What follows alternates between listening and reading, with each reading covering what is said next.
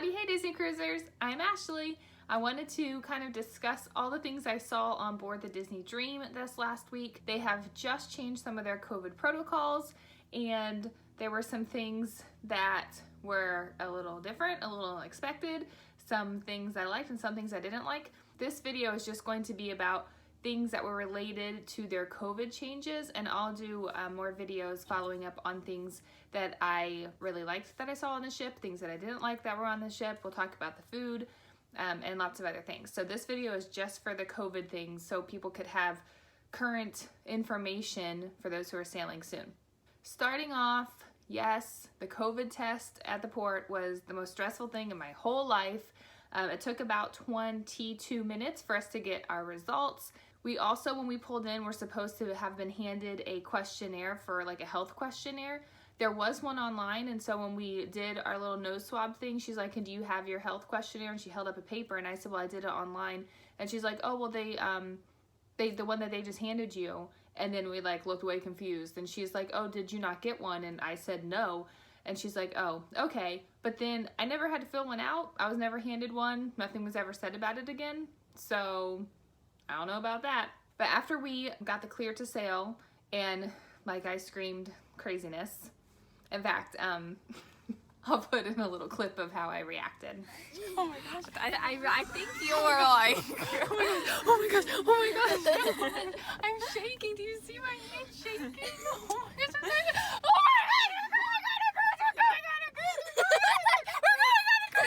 we're going on a cruise. I was so excited. I was so nervous, and then I was so excited. After we got through security, which was like in a new area, and we went up to the main terminal, they actually had you take your first family boarding the ship cruise photo in the area where they normally have concierge guests go and check in. So that was a little different. It wasn't on the gangway. They had a lot of people earning their ears, and normally I say no like we don't want the picture. But I felt really bad because they all were earning their ears, so I wanted to give them something to do. So we went over there, and actually our picture was really, really cute, and I was really, really close to purchasing it. And then on the third day, I was actually going to, and then I was like, I'll do it tomorrow, and then I forgot, and then we got off. So, but the picture was actually pretty cute, and it was a less stressful environment and wasn't as loud, and not everyone was looking at you. So it was a pretty good setup. I did like that, but I don't think it'll stay like that because, like I said, that's where concierge usually goes in. We were boarding group 15, and when we got into the terminal, they had just called groups 1 through 18, so we were able to go right on to the ship. We didn't really have to wait at all. And I would say this was around 12:40. When we got into the atrium, they announced our names like normal, but you know how you've been seeing like a little welcome show with Mickey and Minnie up on the balcony? They were up there, but there was no show. In fact, there was no song, there was nothing. We walked in, all of those gold Mickey markers were gone. Almost immediately, as soon as we stepped onto the ship, we like looked up and saw Captain Minnie and Captain Mickey, and then a crew member came over and told us to head to deck 4. So they didn't say why we were heading to deck 4. I could only assume, and I'm assuming I was right, I don't really know, but it was for the mandatory safety drill so we could take a picture of our assembly station. However, we got to 4, and then we're following our signs and realized that our assembly station was actually on deck 3 in the Walt Disney Theater. So we went up, went down, then we got the picture, and we noticed that on some of the stations there were people with clipboards writing stuff down, but our guy said, oh, good, you took the picture, you're done. And then we just stood there. We kind of debated on whether going to Cabanas or going to the main dining room for lunch. We decided on Cabanas because I wanted to see how it worked. I'm going to talk about the food in another video, but where was all the food? That's what I want to know. Anyways, we had Cabanas. It was good. They were still serving you. Before COVID, there were different sections, and there was different food in each section for the most part. This time, there were 4 sections, and each had the same type of food, so it didn't matter where you walked up, and you didn't have to go all the way around looking for food because it was the same food in each section. They did still have on like the other side of where the food is, they had the shrimp and the crab and the salad and the fruit, but then everything else was on like where the hot food is. They take one plate for you, you tell them what you want, and then they pass the plate down until the end of the line, and then once you get done at the end of the line, then they hand you the plate and then you can go sit down. They did have people still serving you drinks inside of cabanas. You just walk up and say what you want. Every single time I was asked, do I want ice? So like if I just said Diet Coke, then there would be like, a Diet Coke, do you want ice? So maybe just say that you want ice, because I think they ask that, or maybe their go-to is to not give you ice. You also did have to ask for a straw. They didn't just give you straws, but they were happy to give them to you. They are kind of hidden. Like you can't really see them as a guest. So I guess they're trying to not make you get straws. I don't know. The kids club, we were the second-ish sailing where you did not have to have reservations for the kids club. However, if you were under 5 and you were not vaccinated, they kept you in Andy's room in the kids club. So like my kids never got to go into Andy's room because all of the kids who were not vaccinated could only stay in Andy's room. So the kids under 5 did not get the same experience, and they didn't really highlight that very well when we were on the ship. I don't have any kids under 5, so I wasn't really involved in that, but it did seem a little bit frustrating to those who were. During COVID in the kids club, you had to sign up for a time, and then the kids would stay in little cohorts and go around and do different activities together. That way they can know like which worker was with which kids, and I don't know, like better flow and cleaning. I don't know if they were just like all of a sudden surprised that they were changing and kids could come in without reservations, but it wasn't the same. They didn't seem as prepared, maybe. Normally there are lots of activities planned throughout the day in the kids club. This time there were only either Once Upon a Time, which happened twice, where a character comes out and talks and like tells their story. One was Cinderella and one was, oh goodness, I can't remember. They did Magic Play Floor 2 times a day, once around the first dinner time and then once late at night around like 10 o'clock or 11 o'clock at night. And then they did do Pluto's Pajama Party on the last night. They did do a little pirate thing on Pirate Night, like So You Want to Be a Pirate, but there wasn't anything else listed on the schedule for the kids club, so that was a little different. Since I'm talking about activities, let's talk about the adult activities. A lot of repeats, and still there wasn't that many of them. When you did go to an activity, it was very crowded. If you wanted to try to win a game, it was very difficult to win because lots of people were playing.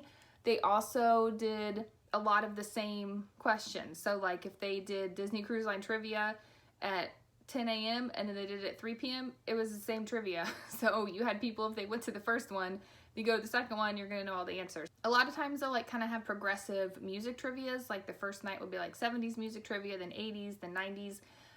They didn't do that this time. Also with trivia, a lot of times they would have you switch papers and you would score somebody else's answers. This time, I'm assuming because of COVID, you kept your own paper and you scored it, which kind of took out some of the fun as well, because I know that the person next to us wrote down Cars 2 for an answer, but the answer was Cars, and they gave themselves credit for that. Also, like with 90s trivia, when they have Smooth, it's Santana and Rob Thomas, and you normally have to put both of the answers down, but if you just put down Santana, people were getting credit for that. So I'm very competitive. I know that not everyone is, and you just like to go and have fun, and I totally get that, and just playing it is fun and being entertained. But like, I like rules and I like to win, so when I see people not doing it correctly, that made me a little mad. So I really hope that they go back to switching papers so people don't cheat. That's just as nice as I can put it. Stop cheating. And we did notice that after every activity, they kicked you out. So they like nicely came over the speaker and said, thank you so much for attending the animation class. You know, basically, we need to start getting ready for our next activity, so we have to clear the lounge. We'll see you again soon. And I'm thinking that's because they had to sanitize in between each session, which I get and is fine and good. I mean, they should be cleaning, but you couldn't just like hang there. If there was another activity that happened like 15 minutes later, you had to leave and go do something and then come back for it.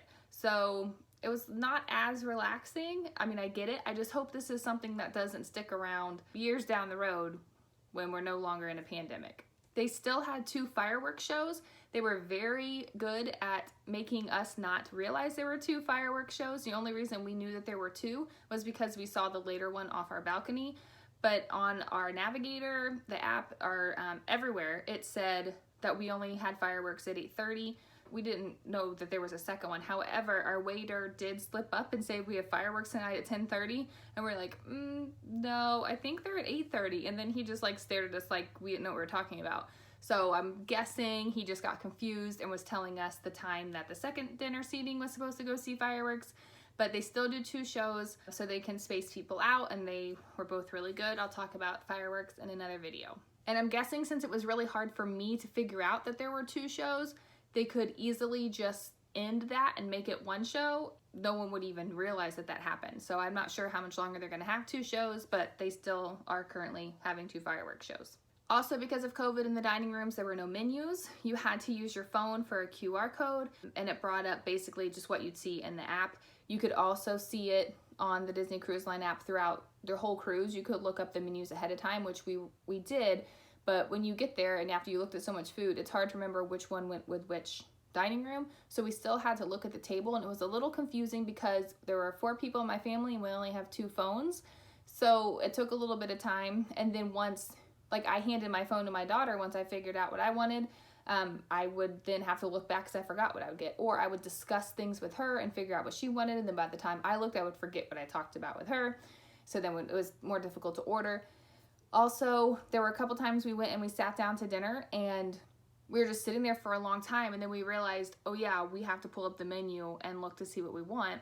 It was a little awkward at times because I guess it was kind of our fault because we forgot to look at the menu, but it also wasn't like, hey, open up your phone and look at the menu. I didn't really like that. On Castaway, you could tell that there was a little bit of a difference. We had a lot of people on our sailing. I don't even really know how many people didn't get to board. We were told there were 2,500 people sailing, which I think is one of the largest that's happened so far.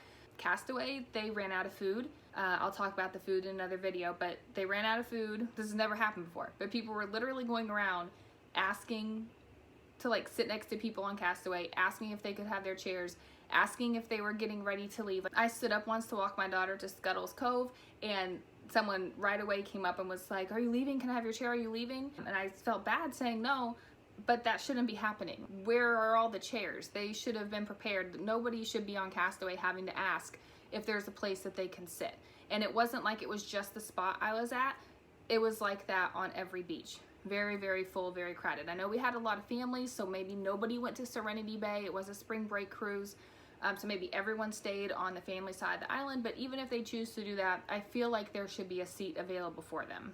They also were telling you not to move seats around. They were still spaced out, so you can tell that not all of the chairs were back on the island. I feel like they should have been a little bit more prepared for that. Another thing, because of COVID, I'm hoping, I don't really know, but this one was probably the thing that got under my skin the most. With the merchandise, it was completely picked over. I understand a lot of the stuff was still merchandise from 2 years ago. Not much has changed. Some of it has. There were some cute new additions, but I couldn't buy any of the cute outfits because they didn't have my size. They had extra smalls, and then they had 2X and 3X. Literally, there were no larges.